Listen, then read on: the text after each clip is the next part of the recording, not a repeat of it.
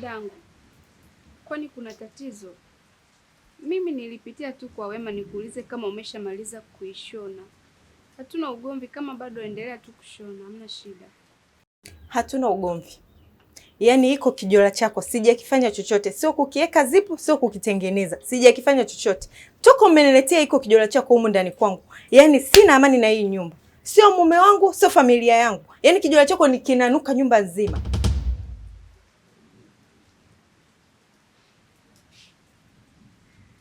Sasa dadangu, lakini nilikuletea kitambaa. Hii nguo hata nilikuwa sijaivaa jamani. Harufu imetokea wapi? Lakini mbona nyie mnanifanyia mimi hivi?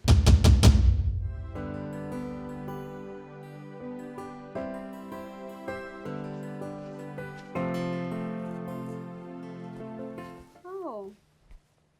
Mambo Chaz. Poa. Nimefurahi kuona mpenzi wangu. Nimefurahi pia. Nilijua utapotea. Yaani siku zote mapenzi ya kweli huwa hayasababishi mwanaume apotee sehemu anayoenda. Ila leo na habari njema.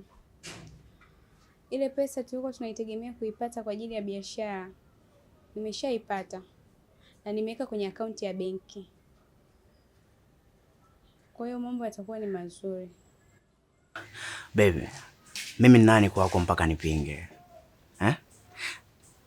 Mpaka nimeanzisha mahusiano na wewe kwa maana kwamba nimejitoa kwa kila kitu kile. Kwa chochote kile ambacho utakachozungumza mimi siwezi kupinga. Tatizo sio kukivaa tu. Yaani kukishika tu kinanuka. Yaani mwili wako wote ni unanuka.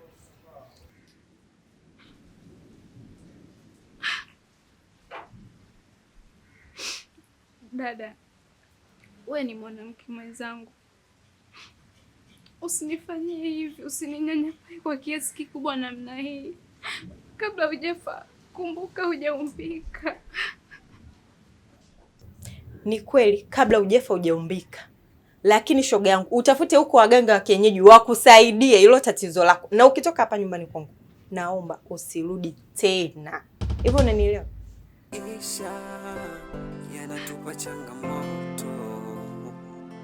Njia tunazopita zina miba lakini hatukomi. Sasa itakuwaje na mbele hatuoni. Changamoto nyingi maishani na kesho kiulizo. Lakini kuna kitu kinanisumbua sana na kiwaza kuhusu pesa ya matumizi, kwa sababu pesa yote nimeweka kwenye akaunti ya benki na nilitamani leo nikupe pesa ya matumizi. Baby, kuhusu swala la matumizi nini, hilo ndo shaka. Mimi na akiba yangu kidogo nitaitumia hiyo hiyo.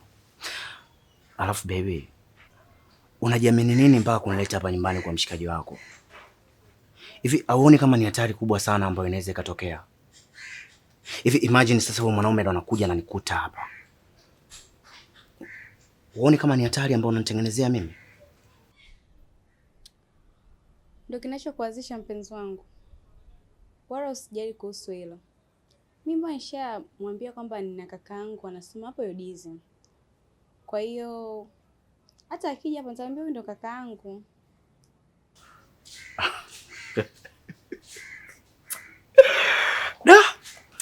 Yaani kama mapenzi ni kujitoa sadaka, basi kwako nimejitoa sadaka. Nakupenda. Nakupenda pia Chaz. Asante.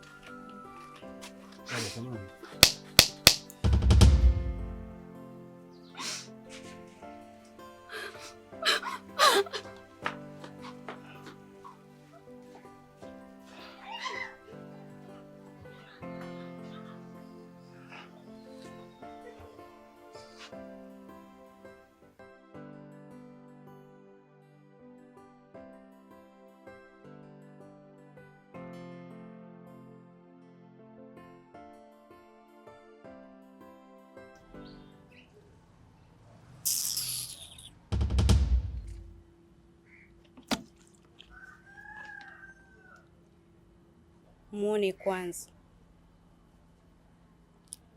Nisikilize binti. Pale nilipokuwa ongea na bwanangu, sio kwamba nilikuwa nakuogopa. Sijui unanielewa wewe? Nilikuwa sikuogopi, nilikuwa naweza kufanya kitu chochote. Ila kwa sababu nampenda mpenzi wangu na kumheshimu. Sijui unanielewa? Sasa nimekuja kukupa onyo. Tega sikia vizuri dada, nimekuja kukupa onyo. Marufuku. Sijui unanisikia? Marufuku kufanya usafi chumbani kwake.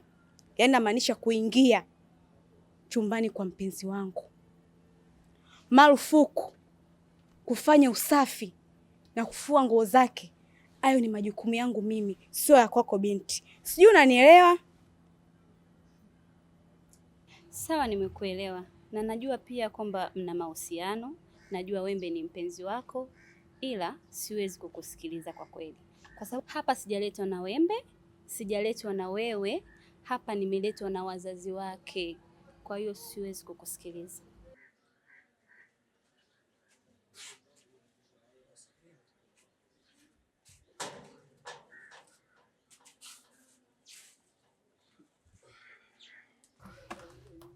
Mbona kama vile upo sawa? Shida nini?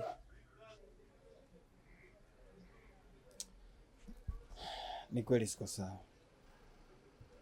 Unajua tukio lililonitokea leo, yaani siamini kabisa limenitokea vipi.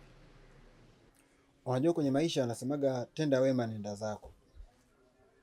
Lakini huyu aliyesema huu msemo inaonekana alitenda wema hapo kasubiri malipo. Basi kilichonitokea leo hata sielewi kwa nini kimenitokea. Na sijui kwa sababu gani kimenitokea. Na hata kilipotokea naona kimetokea tu. Kwa sababu kwenye maisha yangu hata sielewi kilichoendelea ni nini. Bado sijakuelewa unamaanisha nini boss? Maisha yana miujiza mingi sana tusiyoiona kwa macho. Lakini kwa jambo lililonitokea hata kama nikijaribu kukuelewesha, hauwezi kunielewa. Kwani binti, ulishinda kufanya kazi huko sehemu nyingine, labda ya baa? Mpaka uje huku mtegetege bwanangu. Kwanza sio vitu vyake vitu vyeupe. Sijui unanielewa? Anapenda black beauty. Upo? Sasa siku nyingine binti, sitaongea kwa maneno unayoyasikia, bali nitakufanyia vitendo. Sijui unanielewa? Sikia nikwambie dada. Mtu huwa anaamua afanye kazi gani, kama unavyosema ya baa, unasema sijui ya wapi, ni mtu mwenyewe. Mimi nimeona hii kazi inanifaa na ndio maana naona niko hapa. Alafu kingine, siwezi kukusikiliza wewe, nishakwambia hivyo. Natimiza wajibu wangu. Natimiza wajibu wangu. Muone kwanza.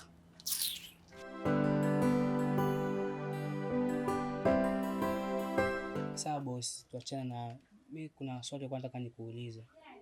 Kwa nini umeniamini mpaka umeniachia biashara yako nizisimamie?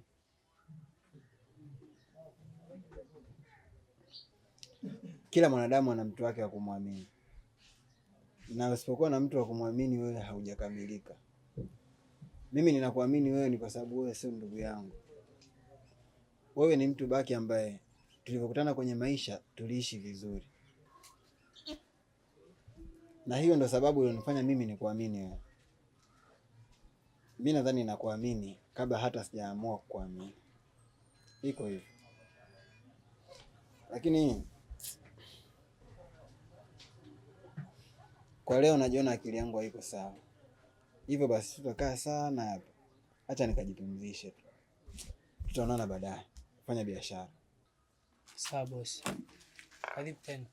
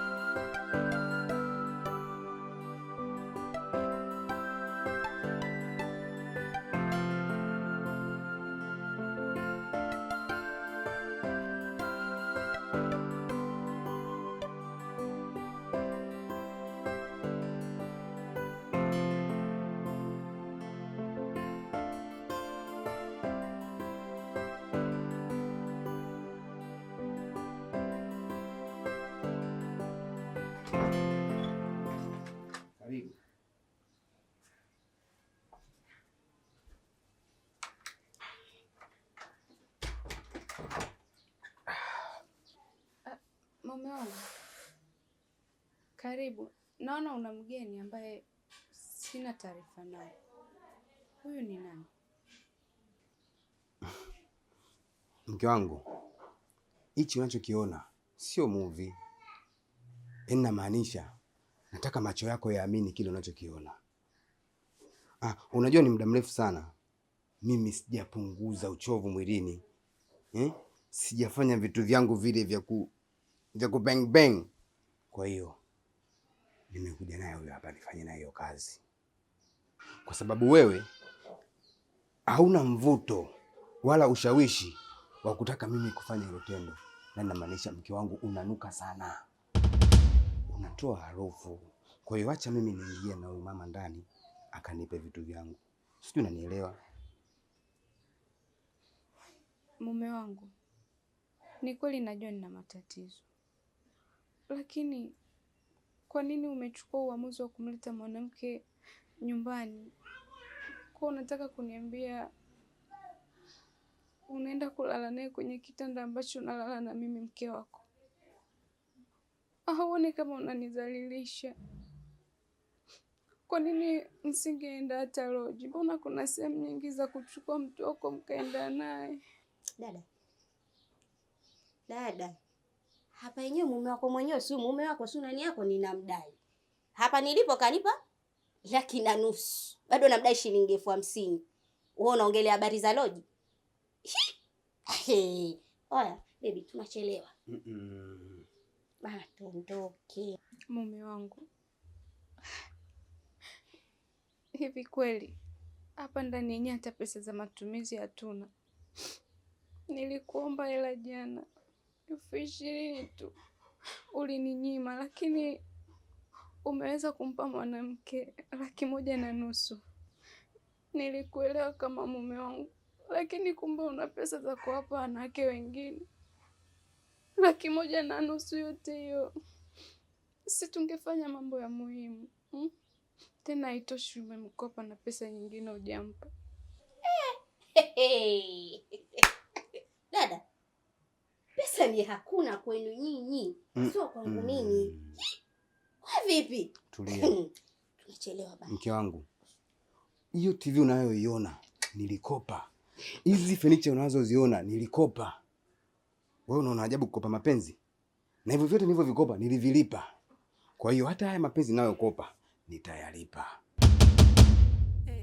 Tulopita wote mwenzangu amesahau, maumivu ameniachia mimi, mvumilivu mbivu na kula siamini. Haya ndo malipo ya upendo wangu kwako, ndo malipo ya busara zangu kwako. Kwani mimi nilipatwa na nini kukuamini? Yani umeenda.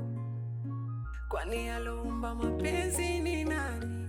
Aje tujuane, nimueleze yaliyoko moyoni. Kwa nini yanichome? Huwa yaona machozi yanatiririka, na mimi siwezi, moyoni vidonda. Kama kupenda sitaki tena.